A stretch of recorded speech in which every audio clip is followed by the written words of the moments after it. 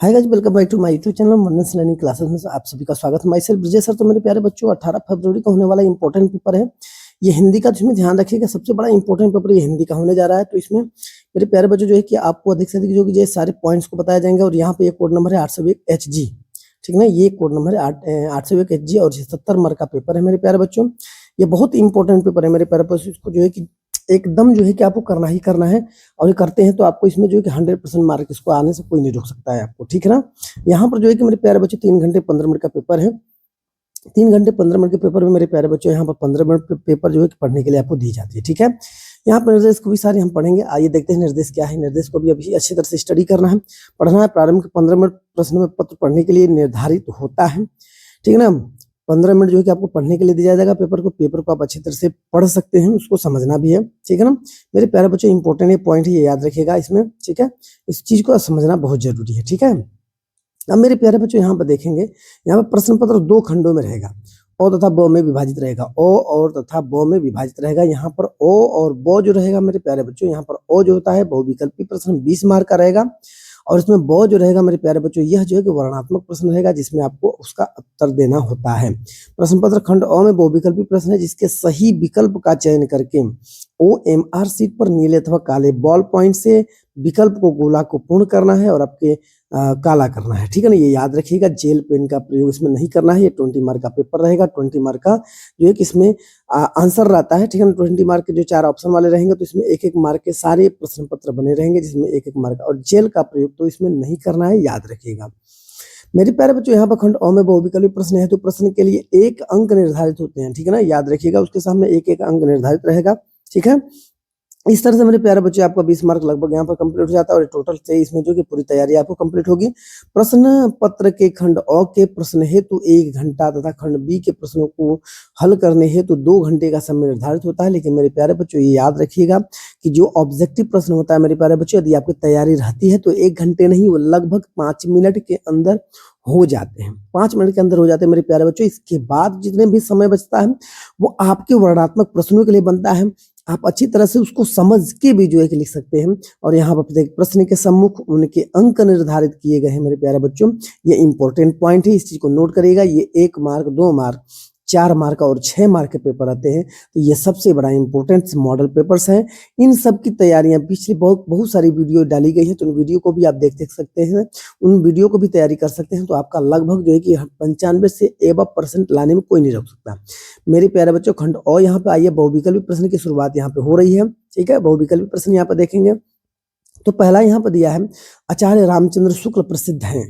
आचार्य रामचंद्र शुक्ल प्रसिद्ध हैं, 1 मार्क का प्रश्न है। किसके लिए प्रसिद्ध है, अब ये देखना है किसके लिए है। तो आलोचना साहित्य के लिए, ये आपका इसमें सी आंसर सही होगा, ठीक है ना। आलोचना साहित्य के लिए गोदान उपन्यास के लेखक कौन है, तो गोदान उपन्यास के लेखक तो आप सभी जानते हैं, क्योंकि बहुत समय से ये पढ़ाया जा रहा है। और ये सबसे बड़ी फेमस जो है कि गोदान है, तो ये प्रेमचंद, मुंशी प्रेमचंद जी की लेखनी है, ठीक है ना। इसके बाद नीड़ का निर्माण फिर के रचनाकार हैं। नीड़ का निर्माण फिर के रचनाकार कौन है, इसके रचनाकार, ये 1 मार्क का प्रश्न है मेरे प्यारे बच्चों। 4 ऑप्शन दिया है इसमें, देखेंगे तो यहाँ पर कौन सा उत्तर होगा, इसको देखते हैं। 4 ऑप्शन में देखिए कि हरिवंश राय बच्चन है, ठीक है ना, कि डॉक्टर राजेंद्र प्रसाद, तो इसमें हरिवंश राय बच्चन जी है, ठीक है ना। नीड़ का निर्माण। अब यहाँ पर पढ़ेंगे मेरे प्यारे बच्चों, यहाँ पर झूठा सच उपन्यास के लेखक हैं। चौथा प्रश्न नंबर 4, झूठा सच उपन्यास के लेखक है। 1 मार्क का प्रश्न मेरे प्यारे बच्चों। यहाँ पर देखेंगे, यहाँ पर 4 ऑप्शन है, यशपाल कमलेश्वर, राघव राय, चतुर सेन शास्त्री। तो इसमें से उत्तर इसका है यशपाल जी। तो ये आपका आंसर मेरे प्यारे बच्चों। लगभग 1 मार्क का छायावाद की मुख्य प्रवृत्ति है।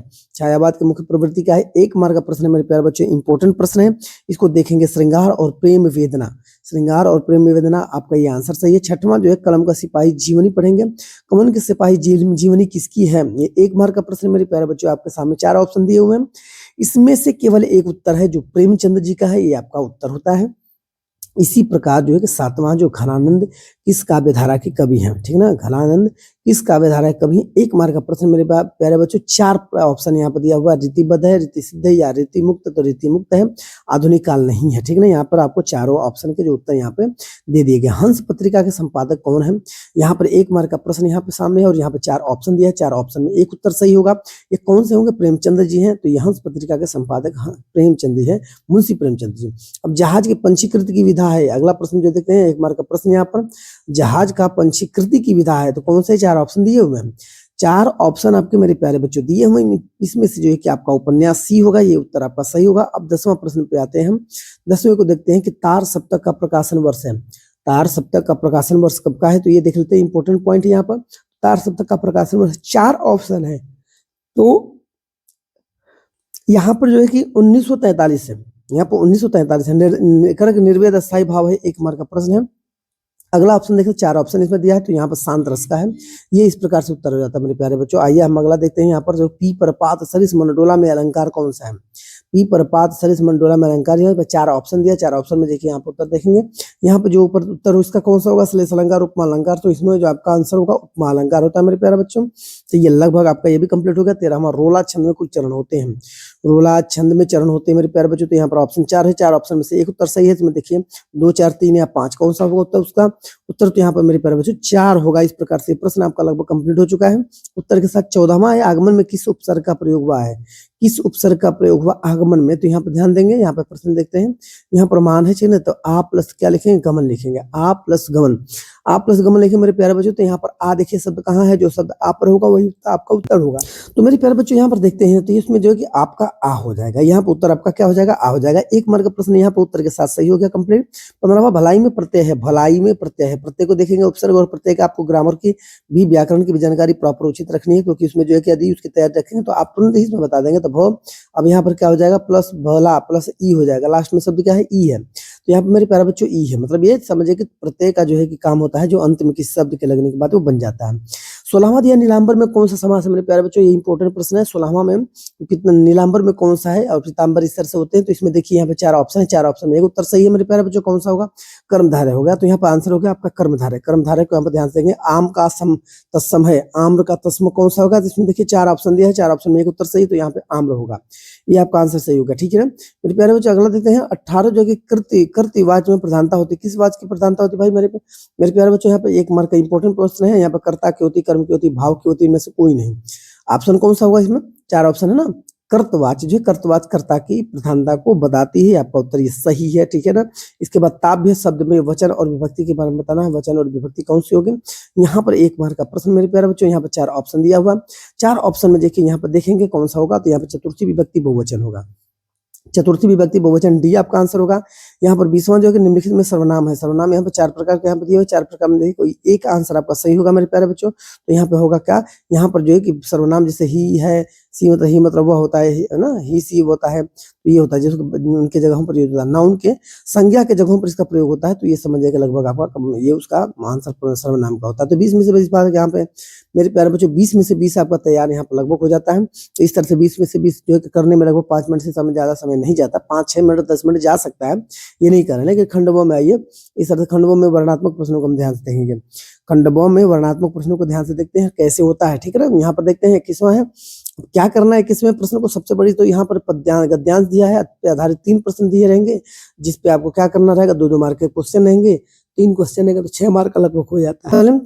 तो सबसे पहले मेरे प्यारे बच्चों इन पैसेज को अच्छी तरह से आपको पढ़ना है। पैसेज को अच्छी तरह से पढ़ना है। अथवा में करके यहाँ पर 2 पैसेज दिए हैं, दोनों पैसेज को अच्छी तरह से पढ़ के क्या करना है, दोनों में से एक किसी एक को करना है। तो यहाँ पर जो है दोनों में से जो है कि आपको करके दोनों को बताया जाएगा, लेकिन उत्तर कितने लाइन में लिखना होता है, प्रश्न कैसा है, उसके हिसाब से उत्तर लिखना हम सीखेंगे। तो बुद्ध के इस जन्म की घटना है तो इन चित्रित कथाओं में ही है, ठीक है ना। उनके पिछले जन्मों की कथाओं का भी इसमें चित्रण हुआ है। पिछले जन्म की ये कथाएं जातक कहलाती हैं। उनकी संख्या 555 है। इनका संग्रह जो है कि जातक नाम से प्रसिद्ध है, जिनका बौद्धों में बड़ा मान है। इन्हीं जातक कथाओं में तो यहाँ पर विस्तार से लिख दी गई है। तो इस पिछले जन्मों में बुद्ध ने गज और कपि मृग आदि के रूप में विविध योनियों में जन्म लिया था। संसार के कल्याण के लिए दया त्याग और आदर्श का स्थापित करते हुए बलिदान हो गए थे। तो इस तरह से मेरे प्यारे बच्चों यहाँ पर जो है कि सारे पैसेज को अच्छी तरह से पढ़ के उपयुक्त गद्यांश का संदर्भ लिखना है। तो इसके पहले भी गद्यांश का संदर्भ लिखना तो आपको बताएगा, बहुत आसान मार्क्स से 2 मार्क का यहाँ पर प्रश्न। यहाँ पर देखिए मेरे प्यारे बच्चों, इस तरह से प्रिंट करके इसका उत्तर रखा गया, संदर्भ में आप लिखेंगे, ठीक ना। यहाँ पर संदर्भ में लिखेंगे प्रस्तुत गद्यावतरण हमारे पाठ्य पुस्तक हिंदी के, यहाँ से प्रस्तुत गद्यावतरण हमारी पाठ्यपुस्तक हिंदी के गद्य खंड से संकलित भारतीय पुरातत्व के महान विद्वान श्री भगवत शरण उपाध्याय द्वारा लिखित अजंता शीर्षक निबंध से उद्धृत है, ठीक है ना। इस तरह से आप संदर्भ लिखेंगे। संदर्भ को अच्छी तरह से क्या करना, सारे कंसेप्ट सेम रहते हैं, बस खाली क्या करना होता है, लेसन का नाम बदलना होता है। इसके बाद जो यहाँ का राइटर का नाम लिखना होता है। यहाँ पर गद्यांश के रेखांकित अंश की व्याख्या कीजिए। जो अंश दिया हुआ जैसे अंडरलाइन है ना, अंडरलाइन जो जातक यहाँ पर दिया है, जातक से लेकर यहाँ तक जो दिया हुआ ना, तो ये अंडरलाइन है, इसका जो क्या करना आपको व्याख्या करनी। तो व्याख्या कैसे करेंगे, आइए इसको देख लेते हैं। यहाँ पर जो है कि त्याग तक स्थापित करते हुए बलिदान हो गए थे, ये यहाँ तक जो है कि हम देखेंगे किस प्रकार से इसका व्याख्या करना है।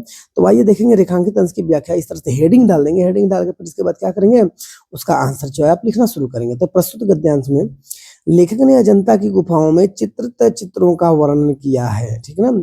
यह करे कि बुद्ध ने अनेक योनियों में जन्म लिया, उन्होंने हाथी, बंदर, हिरण आदि के रूप में अनेक योनियों में जन्म लेकर संसार का कल्याण किया, ठीक है ना। वे दया और त्याग के आदर्श स्थापित हुए, दया और त्याग के जो कि मूर्ति स्थापित हुए। तो कहने का मतलब यह है कि ये आपका आंसर यहाँ पर हो जाता है।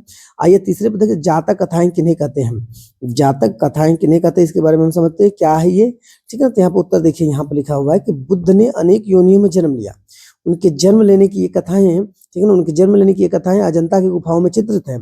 पिछले जन्म की ये कथाएं ही जातक कहलाते हैं, जो पिछला जन्म होता है उसको जातक कहते हैं, ठीक है ना। इस तरह से मेरे प्यारे बच्चे लगभग इस प्रश्न का जो उत्तर आपने दे दिया। यहाँ पर आप अथवा करके यहाँ पर देखिए, जिस तरह से वो था, चाहेंगे तो आप इस तरह से इसको भी कर सकते हैं। रोहतास दुर्ग के प्रकोष्ठ में बैठी हुई युवती ममता स्वर्ण के तीक्ष्ण गंभीर प्रवाह को देख रही है। ममता विधवा थी, उसका यौवन स्वर्ण के समान ही उभर रहा था। मन में वेदना, मस्तक में आंधी, आंखों में पानी का बरसात लिए वह सुख के कंटक शयन में विकल थी। वह रोहतास की दुर्गपति की मंत्री चूड़ामणि की अकेली दुहिता थी, ठीक है ना। फिर उसके लिए कुछ अभाव होना असंभव था, परंतु वो विधवा थी। हिंदू विधवा संसार में सबसे तुच्छ जो है कि निराश्रय प्राणी है, तब तक उसका विडंबना का अंत कहाँ था मेरे प्यारे बच्चों। तो यहाँ पर इस तरह से क्या करें, आपको पैसेज को पढ़ने, पैसेज पढ़ के जो है उसमें तो उत्तर देना है। तो इंपॉर्टेंट पैसेज है मेरे प्यारे बच्चों, इसको भी जो है आप कर लेंगे, ठीक है ना। तो यहाँ पे देखेंगे उपयुक्त गद्यांश का संदर्भ लिखना है। तो आइए देख लेते हैं किस तरह से उस गद्यांश का संदर्भ लिखेंगे। तो यहाँ पे इंपॉर्टेंट पॉइंट दिया है, तो समझते हैं, ठीक है ना। यहाँ पर दिया है, देखिए उत्तर उसका जो कि हम लोगों ने क्या प्रिंटिंग करके यहाँ पर रखा गया है। जैसे प्रस्तुत गद्यांश हमारी पाठ्य पुस्तक हिंदी के गद्य खंड में संकलित ममता नामक कहानी से लिया गया, इसके लेखक जयशंकर प्रसाद जी है। इस प्रकार से आपका ये कंप्लीट हो जाता है मेरे प्यारे बच्चों। तो यहाँ पर जो है कि याद रखिएगा, ठीक है ना।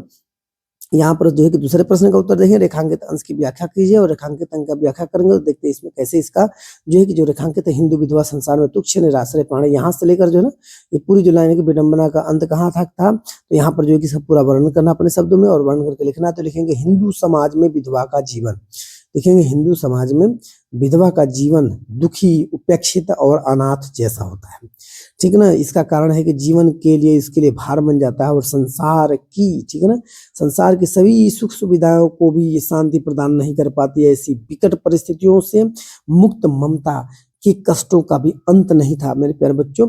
इस तरह से पूरा आपका आंसर लगभग इसमें कंप्लीट हो जाता है, ठीक है। इस प्रकार से मेरे प्यारे बच्चों अगले प्रश्न पर चलते हैं। गद्यांश के आधार पर संसार में सबसे तुच्छ निराश्रय प्राणी कौन है। संसार के आधार पर करना कि संसार में सबसे तुच्छ प्राणी कौन सा मेरे प्यारे बच्चों। यहाँ पर क्वेश्चन उसका आंसर देखिए, यहाँ पर लिखा हुआ है संसार में हिंदू विधवा प्राणी को एक तुच्छ निराश्रय प्राणी मानते हैं। इस प्रकार से आंसर है।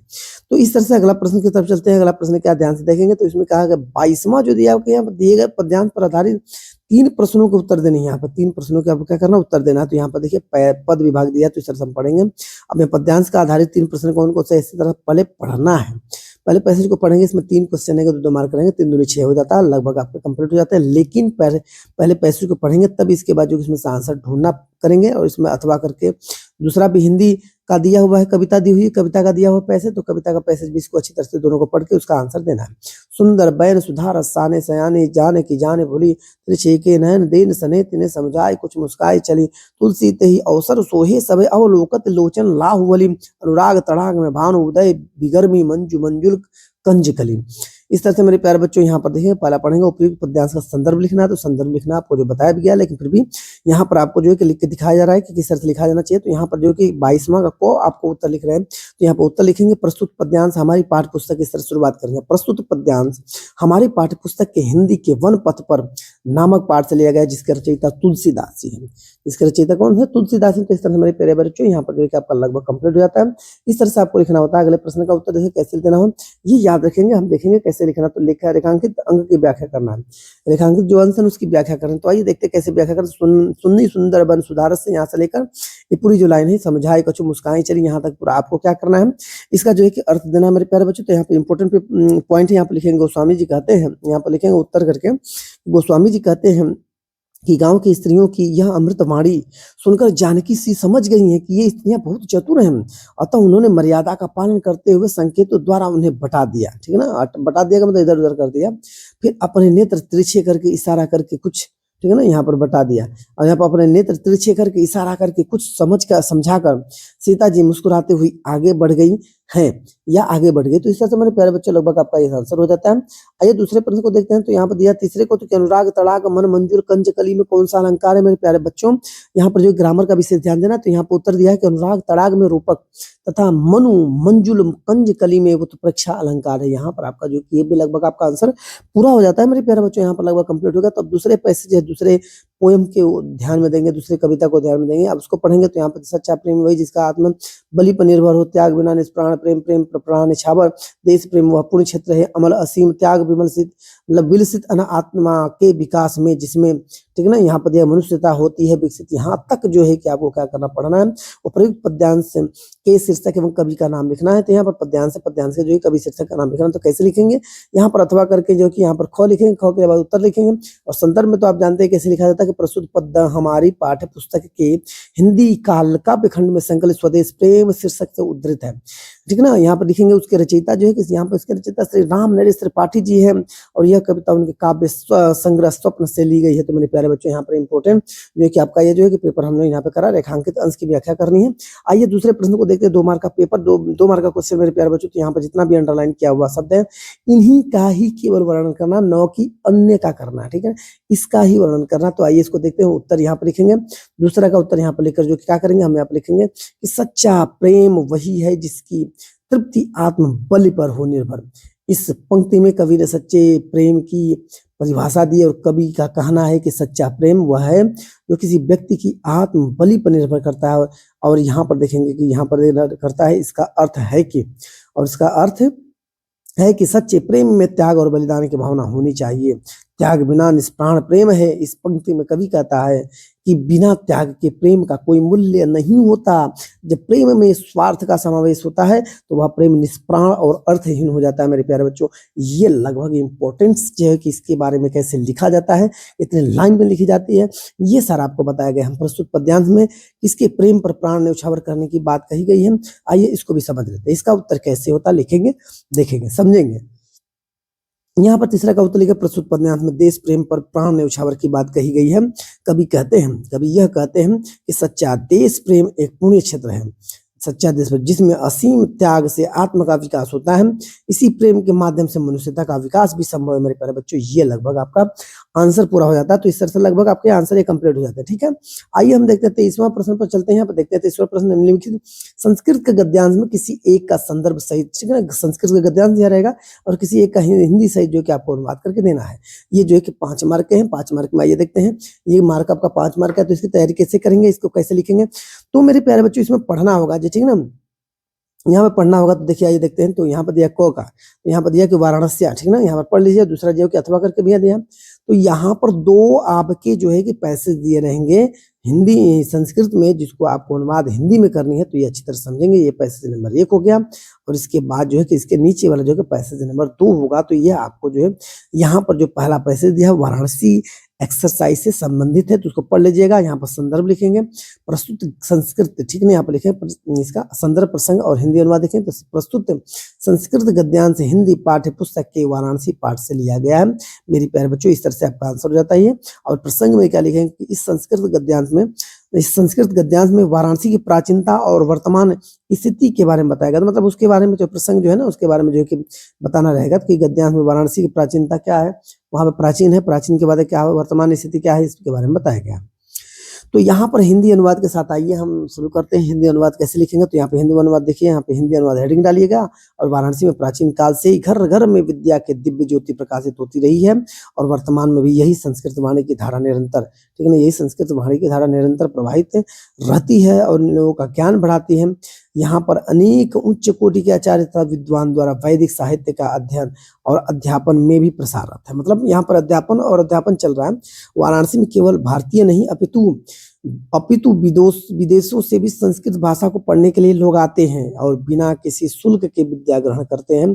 यहाँ पर कोई विश्वविद्यालय जैसे संस्कृत विश्वविद्यालय, हिंदू विश्वविद्यालय, ठीक है ना, यहाँ पर हिंदू विश्वविद्यालय और काशी विद्यापीठ विश्वविद्यालय हैं जिनमें नवीन और प्राचीन ज्ञान विज्ञान के विषयों का अध्ययन है मेरे प्यारे बच्चों। तो लगभग जो है किस प्रकार से इसका आपका आंसर कंप्लीट हो जाता है, ये आंसर लगभग हो जाता है। तो मेरे प्यारे बच्चों यहाँ पर देखिए हमने कैसे जो है कि फर्स्ट और सेकंड जो है कि पैसेज का बताया। तो यहाँ पर दूसरे पैसेज को देखेंगे कि यहाँ पर दिया हुआ, तो दूसरे पैसेज का यहाँ पर क्या करना है आपको, वैसे ही जैसे पहले पैसेज का किया है, दूसरे पैसेज में मेरे प्यारे बच्चों वही कार्य करना है जो इसमें कर रहा है, ठीक है ना। तो वेरी गुड, ये जो कि आपका इंपॉर्टेंट पेपर यहाँ पर देखिए ये है। वीडियो को शेयर करना बोलेगा, संदर्भ है कह रहा है कि यहाँ पर संदर्भ और हिंदी अनुवाद देखेंगे दोनों, ठीक है ना। प्रस्तुत संस्कृत गद्यांश हमारी पाठ्य पुस्तक हिंदी के संस्कृत खंड में संकलित भारतीय संस्कृति पाठ से उद्धृत है, ठीक है ना, भारतीय संस्कृत पाठ से इसको लिया गया है, ठीक है ना। तो ये इंपॉर्टेंट यहाँ पर जो कि हम पढ़ेंगे हिंदी अनुवाद क्या होता है। तो ब्रह्मांड की रचना करने वाला एक ही ईश्वर, यह भारतीय संस्कृति का मूल है।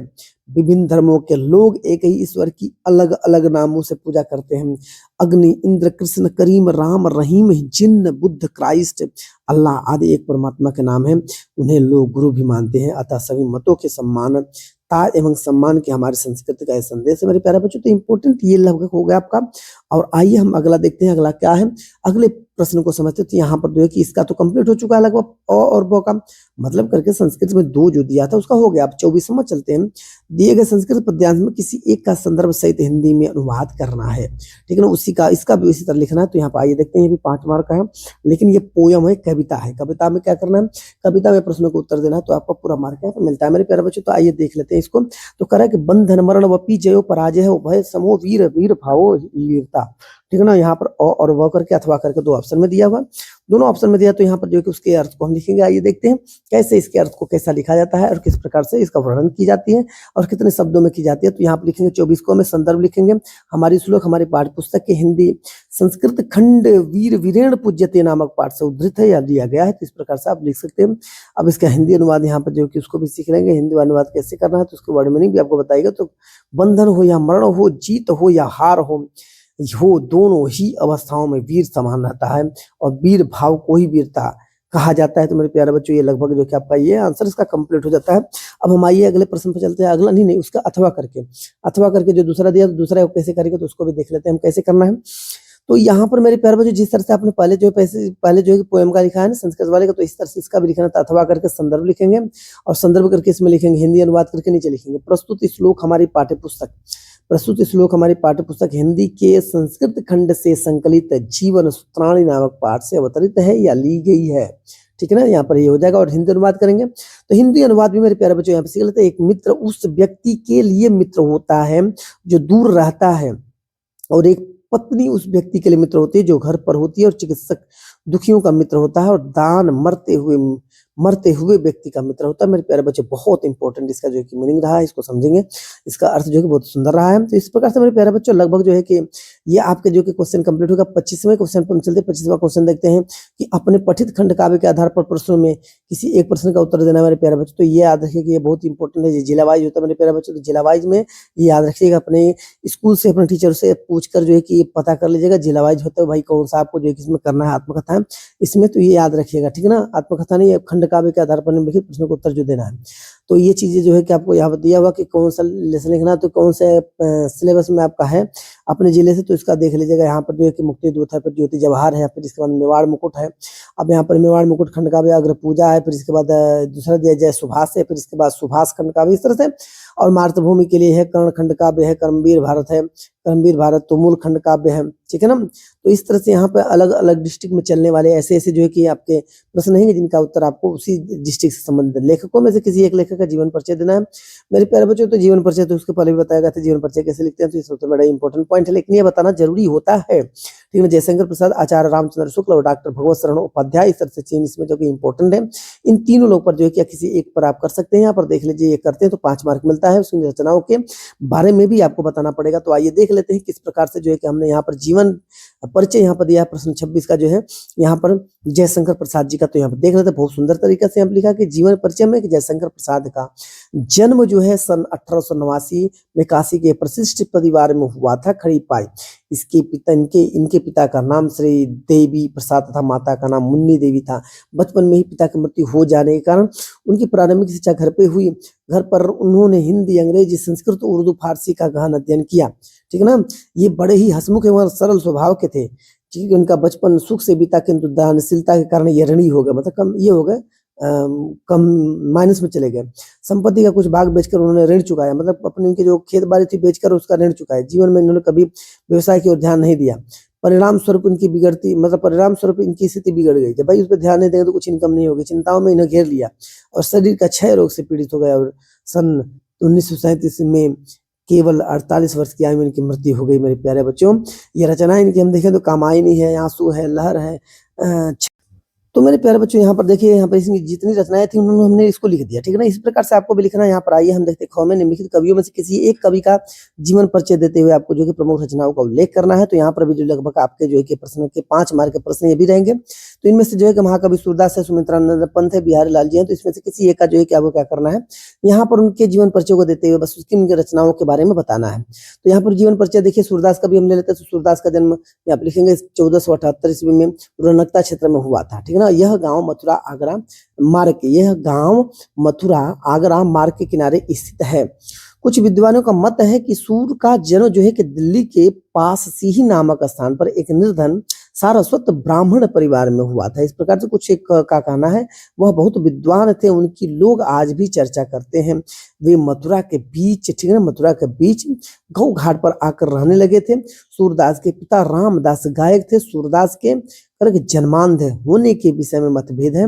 प्रारंभ में सूरदास आगरा के समीप गौ घाट पर रहते थे, ठीक है ना, और वह उनकी भेंट श्री वल्लभाचार्य से हुई थी और वे उनके शिष्य बन गए। वल्लभाचार्य ने उनको पुष्टि मार्ग में दीक्षित करके कृष्ण लीला के पद गाने का आदेश दिया। सूरदास की मृत्यु गोवर्धन के निकट परसौली ग्राम में 1584 में हुई। सूरदास जी द्वारा लिखित ये 5 ग्रंथ के बारे में यहाँ पर देख लेते हैं। वो 5 ग्रंथ कौन कौन से हैं, तो यहाँ पर देखा सूर सागर है, सूरज सरावली है, साहित्य लहरी है जिसमें अनेक कोट पद संकलित है, ठीक है ना।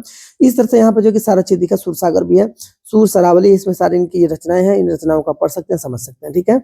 यहाँ पर अपनी पाठ्य पुस्तक में से कंठस्थ कोई एक श्लोक लिखिए जो इस प्रश्न पत्र में न आया। तो मेरे प्यारे बच्चों 4-5 जो है कि आप क्या करिएगा, इसमें पोयम जो है कि आप लर्न कर लीजिएगा, लाइन लर्न कर लीजिएगा इस श्लोक का, जो कि यदि आया भी रहेगा तो उसको छोड़ के दूसरा जो नहीं आया रहेगा उसको आप लिख सकते हैं। तो ये इंपॉर्टेंस जो कि हो जाता है आपका कंप्लीट हो जाता है, ठीक है ना। तो मेरे प्यारे बच्चों यहाँ पर आइए देख लेते हैं हम कैसे इसको करेंगे। तो यहाँ पर देख लेते हैं, यहाँ पर ये लिखा हुआ कि बंधन मरण वपि जो वपि पराजय अभात्र समो वीर वीर भावतो ही वीरता। लेकिन ये ध्यान रखिए कि ये इसमें आया हुआ ना, ठीक है, इसमें आया तो इसको नहीं लिखना है। लेकिन हम आपको बता रहे हैं कि इस तरह से जो है कि दूसरे आपको क्या करना है, ये जो है कि आपको दूसरा जो है कि पैसेज इसमें से श्लोक लिखना है, ठीक है ना। तो मेरे प्यारे बच्चों यहाँ पर जो है कि आपको दूसरा श्लोक लिखना है, ठीक है ना। यहाँ पर क्योंकि जो कि श्लोक यदि मिलता है तो आपके पैसे में से वो नहीं लेना है, ठीक है। यहाँ पर आइए आगे हम की तरफ चलते हैं, ठीक है ना। आया ना हो, प्रश्न पत्र में ना आया हो, उसको नहीं लिखना है। 28वां निम्नलिखित में से किन्हीं 2 प्रश्नों को उत्तर संस्कृत में देना है। यहाँ पर 4-5 ऑप्शन दिए रहेंगे, 4-5 में से किसी एक का देना होगा। तो यहाँ पर देखिए चारों दिया हुआ था, यहाँ पर किसी में से एक का जो है कि 2 का आप क्या करेंगे, संस्कृत में अनुवाद आपको संस्कृत में जो है उसका उत्तर देना रहेगा। जैसे चंद्रशेखर स्वगृह किम अवदत, ये आपका प्रश्न है, किम अवदत, यहाँ पे इसका हो जाएगा, ठीक है ना। इसके बाद यहाँ पर जो वाराणसी केसा संगम स्थली अस्थि, ये हो जाएगा। तो हम यहाँ पे देख लेते हैं, तो उत्तर आजाद अवदत, उनको आजाद बोलते थे। और यहाँ पर उत्तर जो कि आजाद होता है, वाराणसी विद्या दर्शन साहित्य धर्म कला शिल्पार्थ प्रसिद्ध अस्थि, यहाँ पे आपका लगभग 34 सवाल देखेंगे। निम्नलिखित विषयों में से किसी एक विषय पर निबंध आपको लिखना है मेरे प्यारे बच्चों। इसके ऊपर निबंध लिखना आपको बताया गया था। यहाँ पर देख लेते हैं पर्यावरण संरक्षण के उपाय, यही कि इस पर जो कि इंपॉर्टेंट है। ये भी साहित्य समाज पर भी लिख सकते हैं। मेरे प्रिय पुस्तक नारी सशक्तिकरण और मेरी अविस्मरणीय यात्रा, इसको जो कि इसमें से किसी एक का जो कि आप लिख सकते हैं। इसके पहले भी आपको बताया गया है मेरे प्यारे बच्चों, उसमें भी फोकस करके उन पे देखिएगा। तो यहाँ पर आइए कुछ पे दिखा देते हैं जिसपे आप जो कि ये आपका होमवर्क है, ये आप घर से करके लाएंगे, ठीक है ना। ये आपको इसके पहले बताया गया, तो उसमें तो कर ही सकते हैं। इस तरह से ये क्या करना है, क्या या तो बुक से रिफर कर लीजिएगा, बुक से रिफर करके लिख लीजिएगा। तो इस तरह से मेरे प्यारे बच्चों लगभग इसका आपका कंप्लीट हो जाता है। यहाँ पर आइए देखते हैं, ठीक है ना। यहाँ पर अगला प्रश्न की तरफ, और ये जो कि आपका होमवर्क रहेगा, गृह कार्य जो है कि घर के लिए रहेगा, तो घर पे आप कर लीजिएगा। यहाँ पर हम अपनी विशेष रुचियों का उल्लेख करते अपने मित्रों को एक पत्र लिखना है, ठीक ना। विशेष जो रुचि है तो उसका उल्लेख करते हुए बताना है और अपने मित्र को एक पत्र लिखना है। अथवा करके यहाँ पर जो कि देखिए यहाँ पर चार दो मार्क का है, चार मार्क का हो जाएगा। तो रेलवे के महाप्रबंधक को एक शिकायत पत्र लिखना जिसमें टिकट निरीक्षक द्वारा किए गए अभद्र व्यवहार का उल्लेख करना है। जो टिकट कलेक्टर है ना, उसके अभद्र व्यवहार के द्वारा जो है क्या क्या किया गया जो है कि अभद्र व्यवहार, उसके बारे में सब वर्णन करना है। तो किसी एक पर जो कि आइए देख लेते हैं, लिख देते हैं और उस पर लिखना होता है। तो मेरे प्यारे बच्चों यहाँ पर देख लेते हैं, उत्तर के साथ यहाँ पर रिप्रेजेंट है, आपके सामने प्रस्तुत है। यहाँ पर अपनी विशेष रुचि का उल्लेख करते हैं, अपने मित्र को पत्र यहाँ पर लिखेंगे। श्री राजेश श्रीवास, गोविंदपुर, भोपाल, दिनांक 6/1/2025। मतलब यहाँ पर डेट जो है कि आगे पीछे हो सकता है, कोई दिक्कत नहीं है, ठीक है ना। यहाँ पर कुछ भी डेट आप डाल सकते हैं लास्ट में, और इसके बाद जो कि पेपर को जो कि आप कर लिख सकते हैं, ठीक है ना। कोई जरूरी नहीं है कि मतलब अपडेट का ही डाला जाए, लेकिन ये जो है कि आपको डाल सकते हैं। यहाँ पर प्रिय मित्र नमस्कार मैं यहाँ पर लिख के, अब इसके बाद जो है कि ये ध्यान रखिएगा, आज बहुत दिनों बाद ये पत्र लिख रहा हूँ, ठीक है ना। आज बहुत दिनों बाद मैं तुमको पत्र लिख रहा हूँ, और तुमको पत्र लिखते हुए मुझे बहुत काफी आनंद आ रहा है। कैसे हो मित्र, आशा करता हूँ अरे अच्छे ही होंगे और सब कुशल मंगल होगा। यहाँ मक्खी भी जो है कि आगे परेशान कर रही है ना, यह भी सब कुछ कुशल मंगल है। यहाँ पे सब कुछ कुशल मंगल है। मेरे पिताजी कहते हैं कि पढ़ाई करेगा तो बड़ा आदमी बनेगा, परंतु मेरी रुचि तो खेल कूद में है, में अधिक है। मैं चाहता हूँ कि मैं आगे जाकर एक बड़ा क्रिकेटर बनूं और अपने देश का नाम ऊंचा करूं। मैं धोनी की तरह एक बहुत अच्छा क्रिकेटर बनना चाहता हूं। मुझे क्रिकेट खेलना बहुत पसंद है, पसंद है। चाहता हूं कि मेरे घर वाले मेरा साथ दें और मुझे एक अच्छा क्रिकेटर बनाने में मेरी सहायता करें। मतलब ये देखिए, ये अलग इसका जो है ना।